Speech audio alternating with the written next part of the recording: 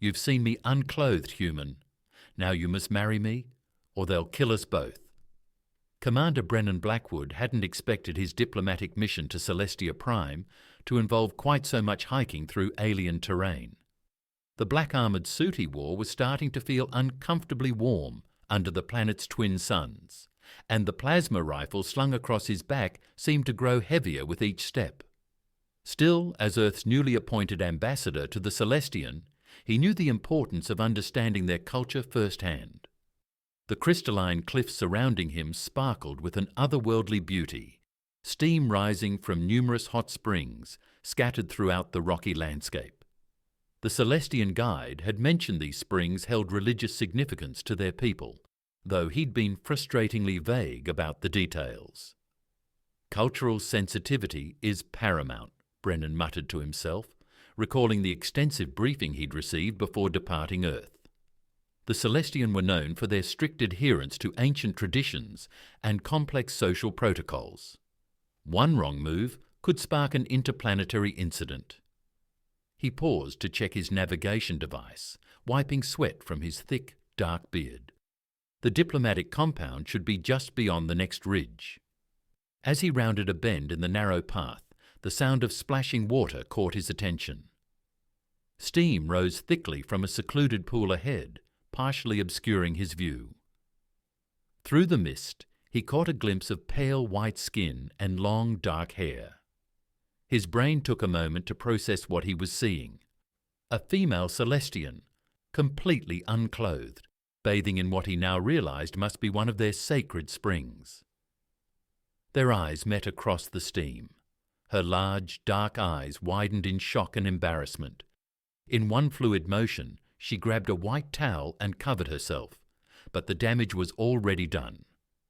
"By the ancient laws, you have seen me unclothed," she declared, her voice carrying both authority and alarm. "There are only two paths forward now, marriage or death for us both." Brennan felt his jaw drop. What? Look, this was clearly an accident. I'm sure we can—" "There are no accidents in matters of honor," she cut him off. "Our laws are absolute.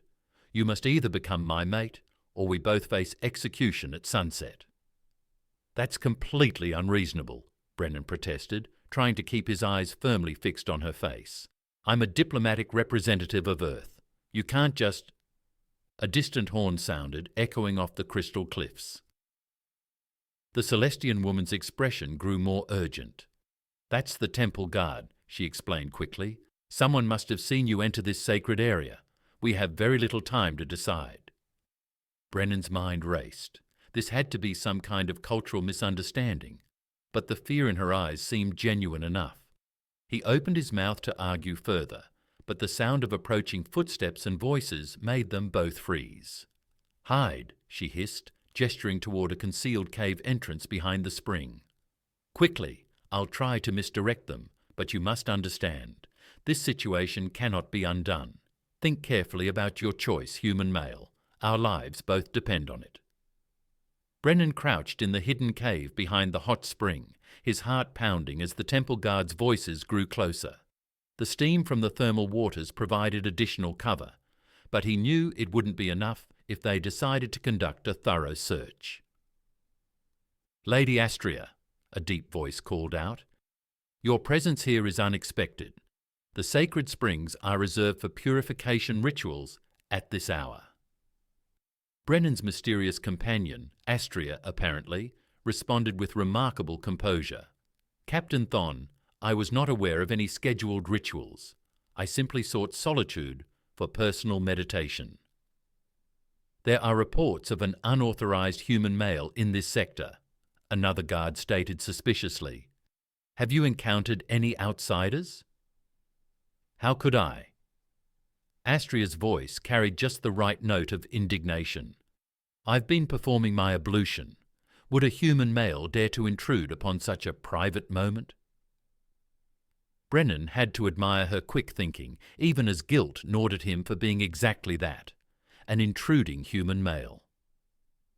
From his hiding spot, he could see her silhouette through the steam, still wrapped in that white towel. Despite the dire situation, he found his thoughts straying to their earlier encounter. "My lady," Captain Thon's tone softened respectfully, "as daughter of High Counselor Leander, you should know better than to venture here without an escort. These are uncertain times with so many off-worlders on Celestia Prime." Daughter of a High Counselor? Brennan's diplomatic training kicked in, recognizing the political implications. This situation had just become exponentially more complicated. "I appreciate your concern, Captain," Astria replied, "but I am quite capable of protecting myself. Now, if you'll excuse me, I must dress and return to the palace." The guards murmured their acknowledgements and withdrew. Brennan waited several tense minutes before Astria appeared at the cave entrance, now wearing an iridescent robe that seemed to capture and reflect the steam's swirling patterns. "We don't have much time," she whispered, extending her hand. "The guards will return once they realize I've left the springs. We must reach the palace before they complete their patrol." Brennan took her offered hand, noting how perfectly it fit within his larger one. "You're the High Counselor's daughter. Why didn't you mention that earlier?" "Would it have changed your reaction to our predicament?" Her dark eyes met his, challenging and somehow alluring at the same time. "Besides, titles mean little when faced with sacred law. Even my father cannot override traditions that predate our space age." They emerged from the cave, and Astria led him along a narrow path he hadn't noticed before. Her knowledge of the terrain suggested she'd spent considerable time exploring these cliffs. "These laws," Brennan ventured, "they're really that absolute? No exceptions for cultural misunderstandings or diplomatic immunity?" Astria's laugh was surprisingly musical. "Our people achieved interstellar travel 3 centuries ago, yet we still arrange marriages based on who sees whom bathing. Does that tell you something about how seriously we take our traditions?"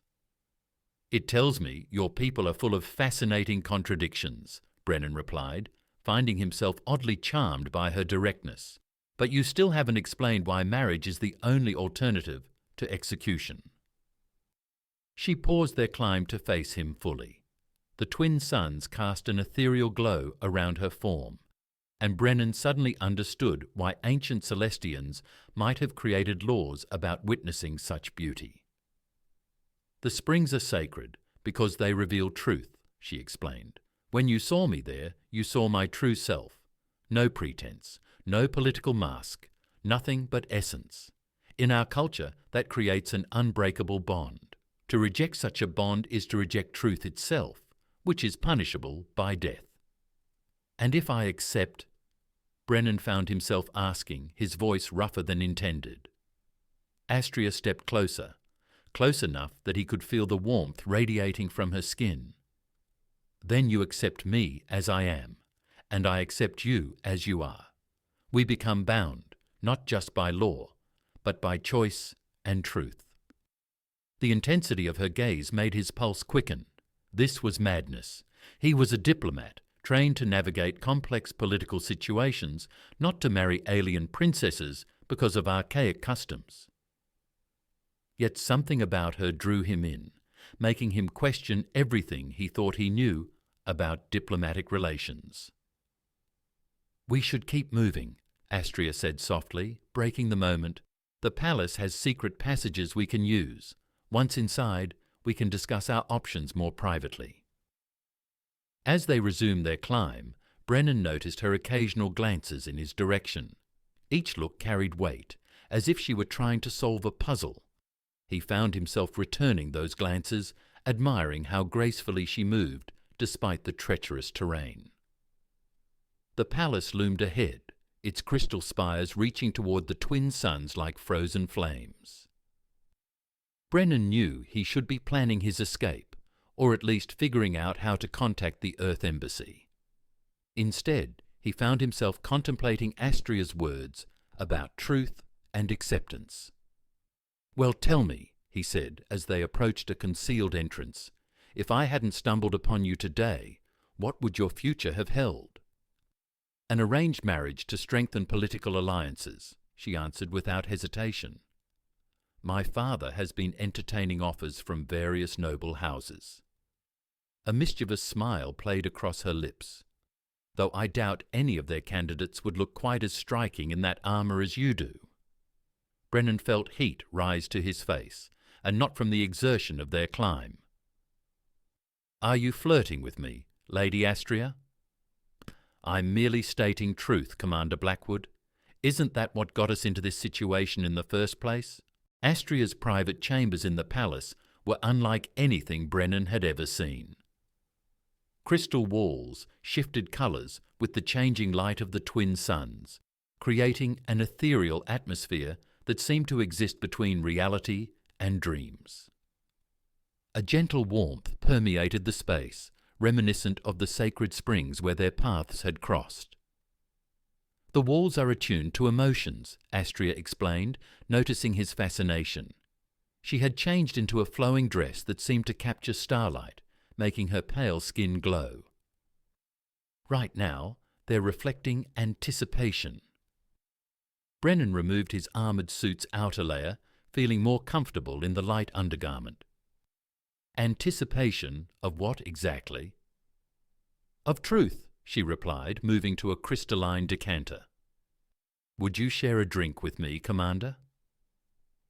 It's a tradition among my people when discussing matters of the heart. Brennan, he corrected, accepting the iridescent liquid she offered. I think we're well past titles, given the circumstances. Their fingers brushed during the exchange, sending an unexpected thrill through his body. The crystal walls pulsed with a deeper hue. You're right, Brennan said. His name on her lips sounded like music, though he must admit, I find Earth's diplomatic protocols far less exciting than this afternoon's events.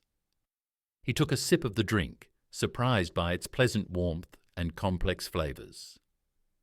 Is that why you were really at the Springs, avoiding diplomatic tedium? Partially, she admitted, settling onto a cushioned lounger. I was also avoiding Lord Cryan's latest marriage proposal. He's been particularly persistent lately. The same Lord Callan who's negotiating the new trade agreement? Brennan recalled, thinking of the stern-faced noble from earlier briefings. The very same. Old enough to be my grandfather, but politically powerful enough that my father can't outright refuse him.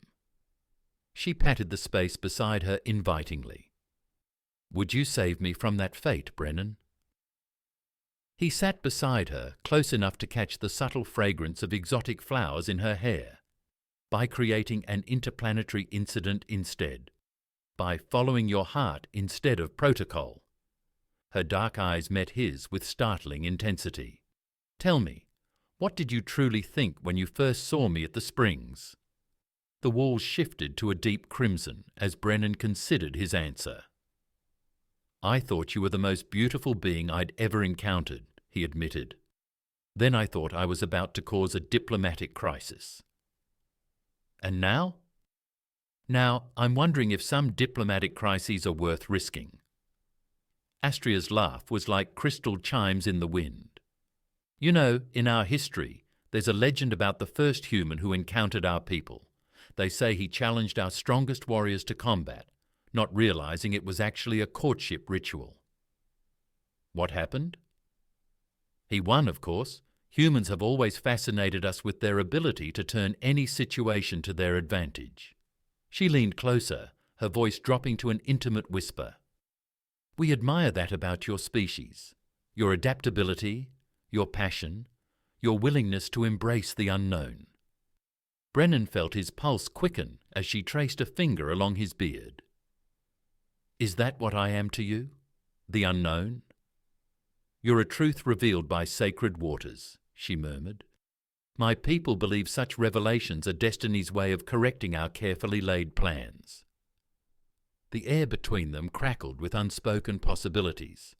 Brennan found himself drawn into the depths of her eyes, seeing not just beauty, but a keen intelligence and strength that matched his own. What if I told you, he said carefully, that I'm starting to believe in your sacred traditions? I'd say you're beginning to understand why they've survived so long. Her hand found his, their fingers intertwining naturally. Our laws about the springs aren't just about modesty or honour. They're about recognising moments of perfect clarity when all pretense falls away and souls truly see each other. The walls around them shimmered with patterns Brennan couldn't quite interpret, but their meaning felt clear in his heart. Every diplomatic instinct told him to proceed with caution, to consider the political ramifications, yet something deeper, more primal, urged him to embrace this moment of truth. "Among my people, marriage isn't just a legal union," she said. "It's a melding of spirits, a recognition that two beings have found something rare and precious in each other. And if those beings are from different worlds entirely, then perhaps the universe itself conspired to bring them together." She shifted closer, her presence intoxicating. "My father always taught me that true diplomacy isn't about following rules, it's about creating new paths forward." Brennan found himself smiling. "Is that your diplomatic way of suggesting we create our own path?" "It's my way of saying that sometimes the heart's protocol supersedes all others." Her free hand came to rest on his chest, feeling his heartbeat through the thin fabric. "Can you feel it? The truth between us?" The walls pulsed with colours Brennan had never seen before, as if the very room was holding its breath in anticipation. In that moment, all thoughts of diplomatic consequences and cultural differences faded away. There was only this truth, this connection, that defied rational explanation. Their first kiss felt like diving into the sacred springs, a moment of perfect clarity amidst swirling chaos. Astria's lips were soft, yet demanding, her touch igniting sensations that transcended physical attraction. It was a meeting of souls, just as her people's traditions had promised. When they finally parted, both slightly breathless, the crystal walls danced with aurora-like patterns. "I suppose," Brennan said with a gentle smile, "this means I'm officially accepting your marriage proposal." "I suppose it does," Astria replied, her eyes sparkling with joy and desire. "Though, on my world, acceptance is just the beginning of a much more intimate journey." The morning light of Celestia Prime's twin suns filtered through the crystal walls of the palace council chamber, casting rainbow patterns across the assembled dignitaries. Brennan stood beside Astria before the High Council, their hands joined in the traditional manner of betrothed couples. The night they had shared had only strengthened his resolve, though he couldn't help but notice the mix of shock and curiosity on the councillors' faces. High Councillor Lysander, Astria's father, sat at the centre of the curved crystal dais. His expression remained carefully neutral, but his knuckles had whitened where they gripped his ceremonial staff. "You claim this union was ordained by the sacred springs." Lysander's voice carried the weight of centuries of tradition. "It was, Father," Astria responded, her voice clear and confident. "Commander Blackwood witnessed my true form, as decreed by ancient law." Lord Callan, seated to Lysander's right, leaned forward with barely concealed disdain. "And we're to believe this human simply stumbled upon our most sacred site by accident." "Would you prefer to believe I planned it?" Brennan countered, earning a ripple of murmurs from the assembly. "That I somehow orchestrated an encounter that could have resulted in my execution?" "The human speaks truth," a new voice announced.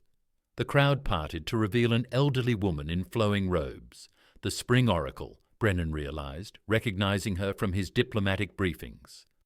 "Oracle Nera," Lysander acknowledged, inclining his head respectfully. "You have insights to share?" The Oracle approached Brennan and Astria, her pale eyes seeming to look through them rather than at them.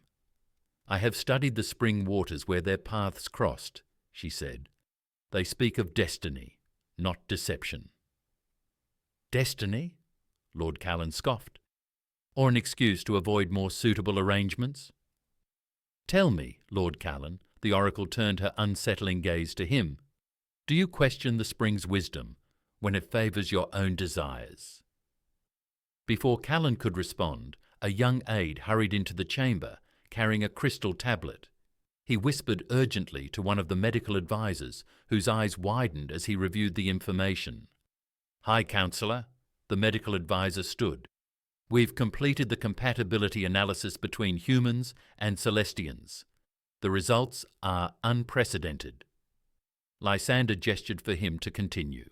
Brennan felt Astria's hand tighten in his. "Not only are our species compatible, but human DNA appears to possess qualities that could strengthen our bloodlines. Their adaptive genetics could help address the fertility issues that have plagued our noble houses for generations." The chamber erupted in excited whispers. Brennan recalled Astria mentioning their species' declining birth rates during their intimate conversations the night before. Furthermore, the advisor continued, the human's particular genetic markers suggest an exceptionally high compatibility with Lady Astria's bloodline. The oracle smiled knowingly. "The springs choose wisely, do they not?" Lysander raised his hand for silence. "While this information is intriguing, we cannot ignore the political implications. Commander Blackwood is Earth's diplomatic representative. This union could be seen as an attempt to gain undue influence or—" Brennan spoke up. "It could be seen as the ultimate expression of diplomatic relations, a bridge between our peoples, built on truth and mutual understanding." "Pretty words from a skilled diplomat," Calry sneered. "But what of our traditions, our customs?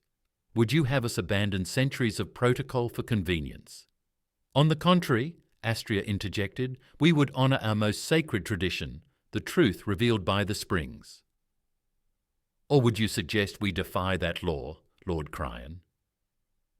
The chamber grew silent as the implications hung in the air. To deny the springs' judgment would undermine the very foundations of their society. Lysander studied them thoughtfully. "Oracle Naria, what do the springs reveal about their future?" The oracle placed a hand on each of their shoulders. Her touch sent a strange tingling sensation through Brennan's body. "I see life," she announced. "New life, born of their union, a merging of strengths that will chart a new course for both our peoples."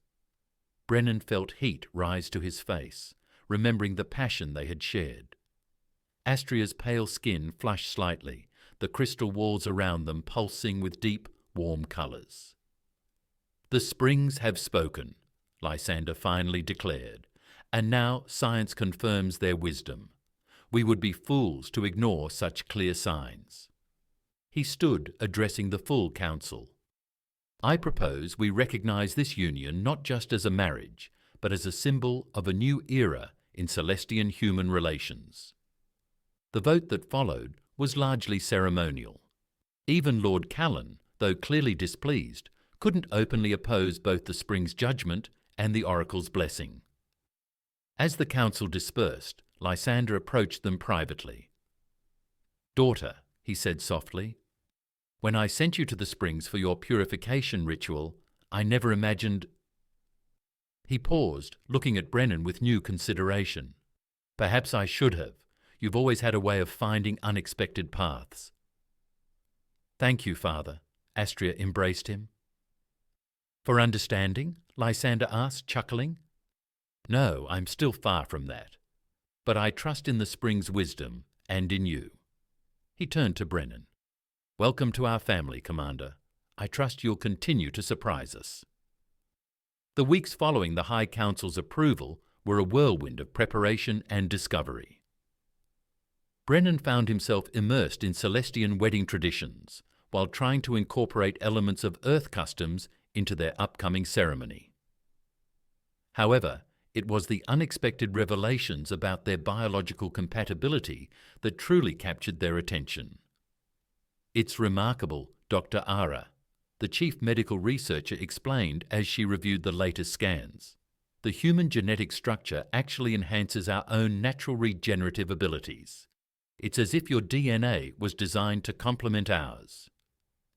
Astria sat beside Brennan in the medical chamber, her hand resting possessively on his arm. The intimacy they'd shared had only grown stronger, their bodies seeming to recognize what science was now confirming. They were made for each other. And the compatibility extends beyond mere genetics, Dr. Ara continued, her eyes bright with excitement. Your biochemistry, your neural patterns, they align in ways we've never seen before. It's almost as if the Springs knew exactly what they were doing, Astria finished, shooting Brennan a knowing smile. Meanwhile, in another part of the palace, Lord Cryan was holding a clandestine meeting with several minor nobles. This human influence must be contained, he insisted, unaware that Oracle Nera's surveillance crystals were recording every word. Our traditions are being corrupted by their barbaric ways. But even scheming couldn't dampen the joy of the preparations. The palace buzzed with activity as the artisans crafted ceremonial attire that blended both cultures' styles. Brennan's traditional black armour was being inlaid with Celestian crystals, while Astria's gown would incorporate both earth silk and local luminescent fibres. You know, Brennan murmured one evening as they walked arm in arm through the palace gardens. On Earth, couples usually date for months or years before marriage. Are you having second thoughts? Astria teased, though he caught a hint of genuine concern in her voice. Quite the opposite. He pulled her close, breathing in her exotic scent. I'm thinking how lucky I am that your traditions didn't give me time to overthink this. Sometimes the heart knows better than the head. Their lips met in a passionate kiss, the garden's bioluminescent flowers pulsing in response to their emotions. When they finally parted, Astria's eyes held a mischievous glint. Speaking of traditions, she said, there's one we haven't discussed yet. The ritual of physical unity. Brennan raised an eyebrow. That sounds intriguing. It's an ancient custom, she explained, trailing her fingers along his chest. Couples must prove their physical compatibility before the ceremony. Usually it's just a formality.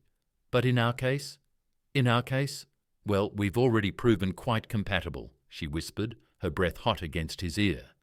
But the ritual requires official documentation of successful joining.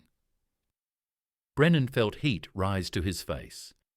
You mean we need to register intimate encounters with the medical council? She confirmed, clearly enjoying his reaction. For scientific purposes, of course. Before Brennan could respond, a palace guard approached urgently. Commander, Lady Astria, the Oracle requests your immediate presence. They found Nera in her chambers, surrounded by glowing crystals. Lord Ian moves against you, she announced without preamble. He plans to challenge the validity of your union, based on an ancient subsection of spring law. What subsection? Astria demanded, one requiring proof of complete physical compatibility before marriage. Nera's eyes twinkled. He believes you will fail this requirement, given your different species. Brennan and Astria exchanged knowing looks. Their nights together had already proven Keon wrong, but now they had official motivation to document their compatibility. The medical council stands ready, Nera continued, barely concealing her amusement. They've prepared special monitoring chambers for your ritual observations. Later that night, in their private chambers, Brennan held Astria close. So we have to prove our physical compatibility to thwart Keon's plans. She agreed, her fingers tracing patterns on his skin. Multiple times, I believe, for thoroughness, and this will be officially documented every moment, she confirmed, though they're primarily interested in biological readings, not visual recordings. Brennan laughed softly. You know, on Earth this would be considered highly unusual. Are you uncomfortable with it? No, he realized. Maybe I'm becoming more Celestian than I thought. Or maybe... He kissed her deeply. I just can't resist any excuse to be close to you. Their passion that night was both tender and fierce, their bodies moving together with an intensity that sent the crystal walls pulsing with unprecedented patterns. The medical readings would later show perfect synchronization of their biological rhythms, their very cells seeming to dance in harmony. The medical council's chamber buzzed with unprecedented excitement as Dr. Alara presented her findings to the assembled dignitaries. The data from Brennan and Astria's compatibility trials has led to an astonishing discovery in the ancient archives. These markings, Dr. Alara highlighted, holographic symbols floating above the central crystal table, appear in our oldest texts. We always assumed they represented theoretical evolutionary paths, but now she overlaid them with Brennan's DNA structure. The patterns aligned perfectly. High Counselor Lysander leaned forward, his expression intense. "Are you suggesting what I think you are?" "Yes," Dr. Alara confirmed. "Humans and Celestians share an ancient connection. The Sacred Springs didn't just choose Commander Blackwood by chance. They recognized something our ancestors knew millennia ago." Brennan felt Astria's hand tighten in his. They'd arrived at the presentation still flush from their morning together, their bond growing stronger with each passing day. Now, learning about this ancient connection, everything felt even more meaningful. "There's more, Doctor," Alara continued. "Lady Astria's latest medical scan shows. Well, perhaps you should tell them." All eyes turned to the couple. Astria stood, her pale skin glowing with an inner light Brennan had come to associate with her happiest moments. "I'm carrying our child," she announced, "the first time a human Celestian hybrid in recorded history." The chamber erupted in exclamations of surprise and wonder. Through the commotion, Brennan noticed Lord Cowrie slip quietly from the room, his face dark with fury. Oracle Nera approached them, her ancient eyes shining. "The Springs foresaw this," she said, "a new beginning for both our people." She placed her hands on Astria's abdomen, closing her eyes in concentration. "The child carries the strength of Earth in the magic of Celestia, a perfect union." Later that evening, as Brennan and Astria celebrated privately in their chambers, an urgent message arrived from one of Nera's acolytes. Lord Callan had been caught attempting to access the forbidden archives beneath the sacred springs. He sought ancient rituals of separation, Nera explained when they rushed to the scene. Dark magic that could have torn you apart at the cellular level. Brennan held Astria protectively, his hand resting over their growing child. "I thought such practices were forbidden." "They are," Lysander's voice boomed as he entered the archive chamber, "and the penalty is the same as that which you once faced, death." Callan, restrained by temple guards, laughed bitterly. "You would execute me for trying to preserve our pure bloodlines? Look at what this human has done. He's corrupted our most sacred traditions." "No," Astria stepped forward, her voice strong. "He's fulfilled them. Our ancestors knew of this possibility. They wrote it in our very DNA. The springs didn't just save our lives that day. They awakened something ancient and powerful." "The compatibility trials proved it beyond doubt," Dr. Laura added, joining them with her crystal tablet. "Their union has activated dormant genetic sequences in both their bodies. The child they've created carries abilities we've only theorized about." Brennan felt a surge of pride and protectiveness. His diplomatic mission had evolved into something far more significant than anyone could have imagined. He wasn't just building bridges between worlds. He was helping to reunite two branches of an ancient evolutionary tree. "Take him to the detention crystals," Lysander ordered. As the guards led Keon away, he turned to Brennan and Astria. "Perhaps now we can focus on more joyous matters. The wedding ceremony must be expanded to acknowledge these revelations." And the child?" Astria asked, her hand protectively over her abdomen. "Will be celebrated as the first of a new era," Oracle Nara declared. "The springs have blessed this union in ways we're only beginning to understand."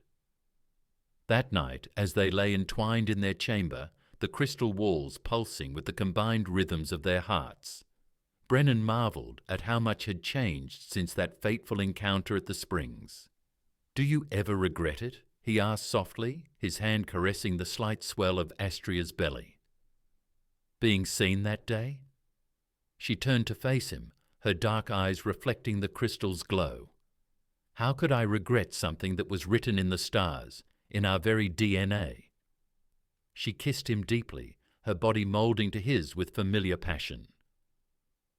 "Besides, you've more than proved yourself worthy of that first glimpse."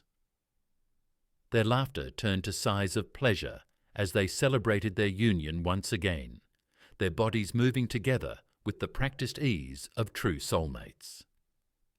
The crystal walls sang with their joy, their love creating new patterns of light that hadn't been seen in millennia. As the twin suns cast their evening glow across Celestia Prime's crystalline spires, Brennan found himself facing an unexpected challenge, learning the intricate steps of the traditional Celestian bonding dance. His military training had prepared him for combat, not the flowing movements that seemed to defy gravity. "You're thinking too much," Astria laughed, her growing belly doing nothing to diminish her natural grace. "Feel the rhythm in your blood. It's the same energy that flows between us when we're alone." The reminder of their intimate moments brought heat to his cheeks, but it also helped him understand. Soon his movements began matching hers, their bodies moving in harmony, just as they did in their private chambers. "Now you're getting it," she purred, pressing closer than the traditional form strictly required, "though I prefer our private dances." Meanwhile, in the lower levels of the palace, Lord Keon's supporters were meeting in secret. "The human has corrupted not just our bloodlines, but our very traditions," Lady Mira, Keon's chief conspirator, declared. "The child they created could destroy everything we hold sacred or fulfill prophecies older than our recorded history." A new voice interrupted. Oracle Nara stepped from the shadows, her ancient eyes gleaming. "Did you really think your little gatherings would go unnoticed?" Back in the palace's main hall, the wedding preparations continued. Dr. Alara had insisted on regular examinations of both Astria and the developing child, whose unique genetic makeup was providing new insights daily. "The fetal development is remarkable," she explained during one session. "The human DNA isn't just combining with Celestian genes, it's enhancing them. Your child will have strengths neither of our species has seen before." Brennan watched the holographic display of their baby with wonder. "Is that why the morning sickness has been so intense?" Astria squeezed his hand. "Worth every moment," she assured him, "though I do enjoy how attentive you've become to my every need." Their eyes met with heated understanding, both remembering how his attentiveness had led to particularly passionate encounters. The crystal walls pulsed with their shared desire, prompting Dr. Alara to tactfully excuse herself. The wedding ceremony itself was planned for the next full alignment of the twin suns, a rare event that occurred only once every few years. The timing seemed perfect until Oracle Nia's warning reached them. Calry and his supporters planned to strike during the ceremony, she informed them in the privacy of their chambers. They believe the ancient laws will protect them if they act during a sacred ritual. "They're wrong," Astria's father stated, joining them unexpectedly. "The laws are clear. Any who threaten the union blessed by the springs face immediate execution. No exceptions." Brennan pulled Astria closer, protective of both her and their unborn child. "We won't let them destroy what we've built." "No," she agreed, her hand resting over their growing child. "We'll face them together, as we've faced everything else." That night, as they lay entwined in their bed, their passion was tinged with an edge of desperation.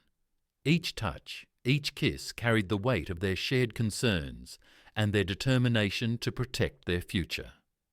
"I never imagined," Brennan murmured against her skin, "that seeing you in those springs would lead to all this."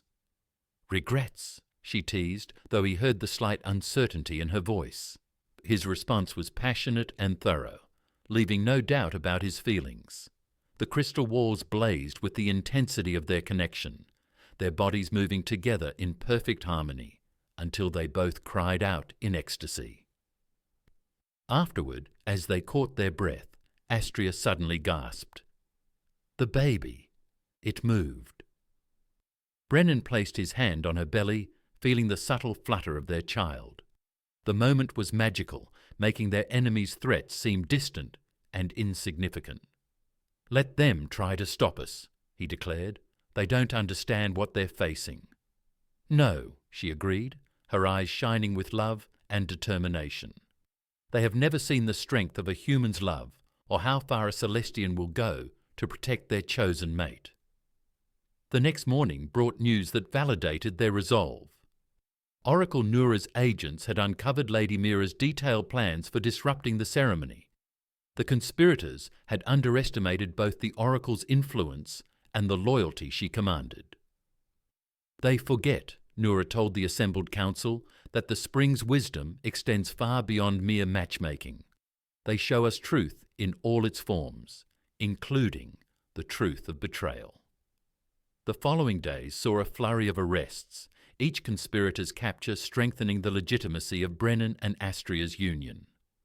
Their love had exposed not just ancient connections between their species, but also the corruption hiding within Celestian society. The day of the twin suns' alignment arrived with unexpected complications. Astria's pregnancy, progressing faster than either human or Celestian norms, had reached a critical phase.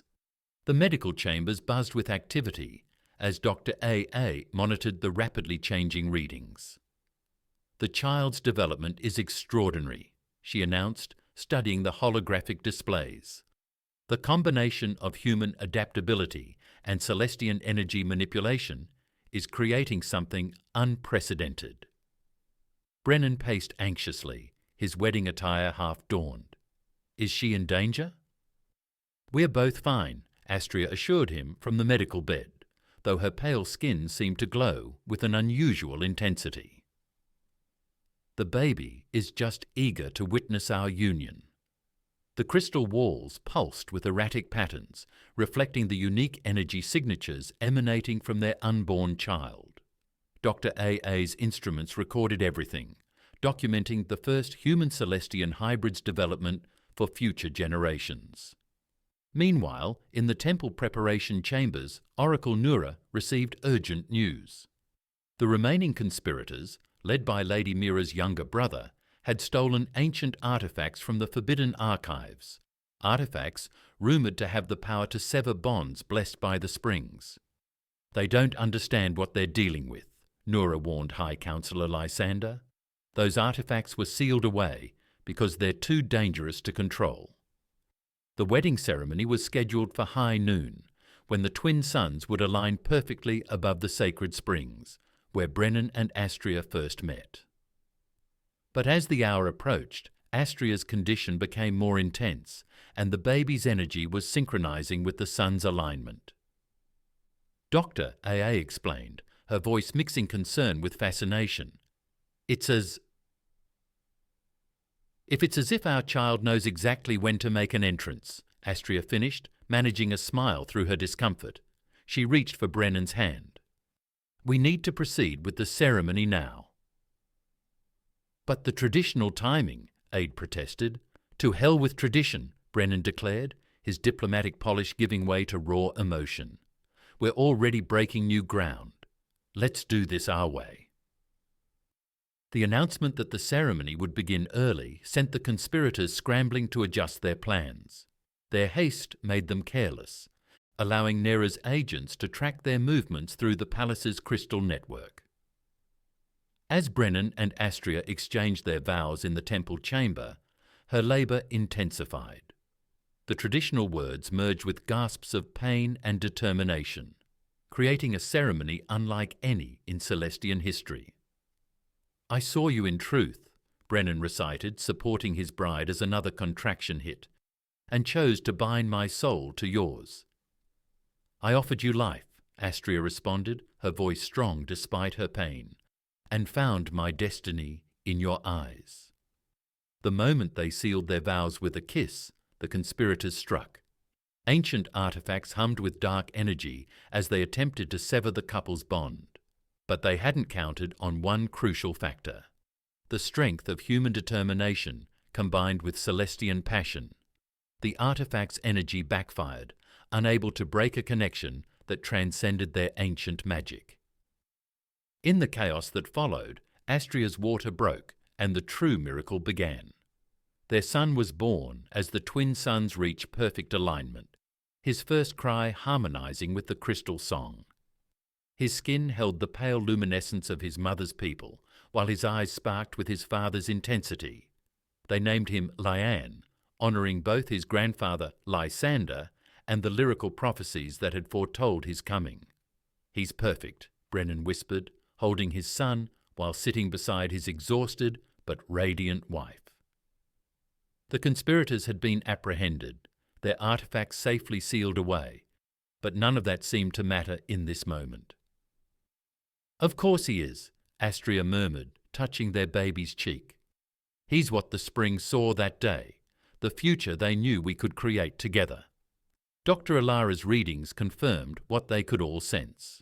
Lyan possessed unique abilities, his hybrid nature allowing him to channel both human adaptability and Celestian energy manipulation in ways never before seen.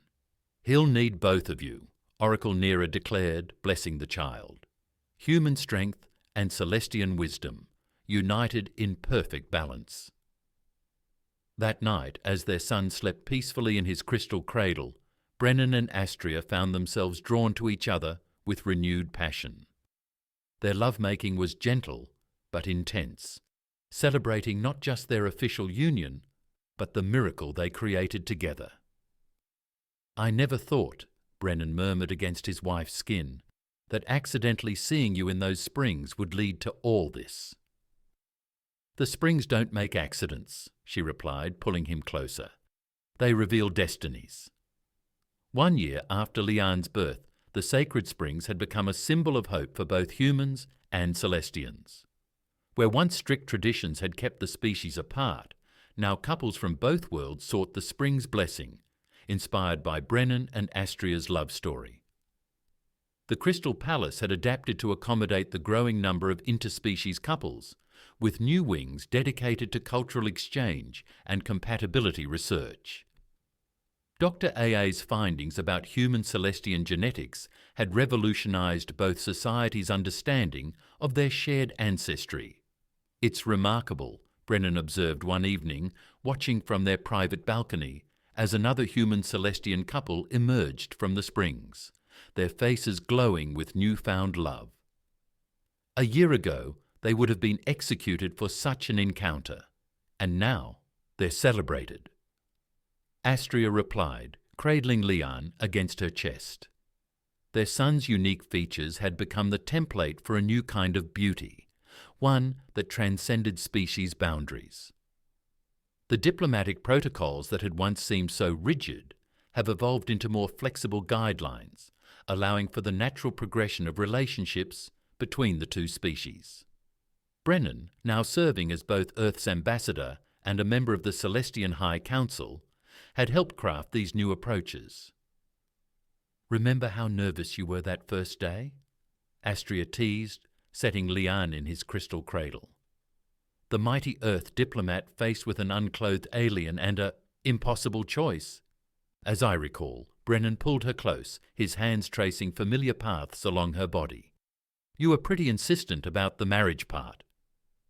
Their passion had only grown stronger over the months, each intimate encounter deepening their bond.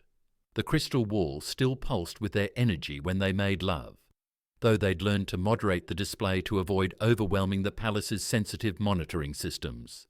High Councillor Leander had fully embraced his role as grandfather, often found in the palace gardens teaching Lyan about Celestian energy manipulation while sharing stories of Earth's history. The boy's ability to bridge both cultures had become a source of pride for both societies. "Another delegation arrives tomorrow," Astria mentioned, her fingers playing with Brennan's beard. 3 human Celestian couples seeking official recognition of their bonds, and Oracle Nira's visions, all positive. She says the springs have never been more active, as if they're eager to bless these new unions. Their own union had set a precedent that transformed both worlds' understanding of love and compatibility. The Medical Council had documented dozens of successful human Celestian pregnancies, each child displaying unique combinations of both species' strengths. That evening, as they prepared for bed, Brennan caught Astria admiring herself in the crystal mirrors. Her beauty had only increased since giving birth, her pale skin now carrying a permanent subtle glow that intensified with her emotions. "Thinking about that day at the Springs?" he asked, embracing her from behind. "Thinking about how glad I am you didn't run away screaming when I mentioned marriage?" She turned in his arms, her dark eyes sparkling with mischief. "Though I suppose the death threat was a powerful motivator. The most beautiful woman I'd ever seen, threatening to have me executed if I didn't marry her." Brennan laughed softly. "How could I resist?" Their kiss deepened, passion flaring between them as it had countless times before.